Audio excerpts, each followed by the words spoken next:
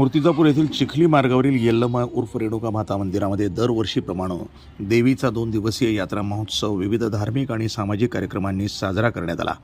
हे यल्लमा देवीचं मंदिर विदर्भातील एकमेव मंदिर असल्याचं बोललं जात आहे। यात्रा महोत्सवानिमित्त दिनांक 27 डिसेंबर रोजी सकाळी 7 ते 8 अभिषेक तर 9 वाजता महाआरती करण्यात येऊन 10:30 वाजता रक्तदान शिबिराचं आयोजन करण्यात आलं होतं।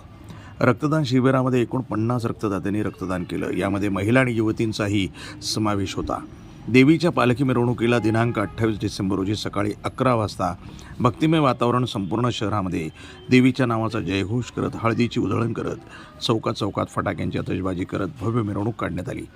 हजारो भाविकांचा यात्रा महोत्सवामध्ये समावेश होता।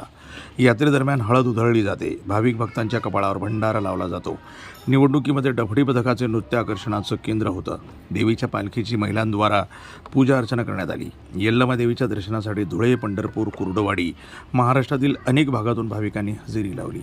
मिरवणूक शांततेत पार पाडण्याकरिता यात्रा महोत्सव समितीचे सर्व पदाधिकारी तसंच यलमार समाजाचे युवकांनी परिश्रम घेतले।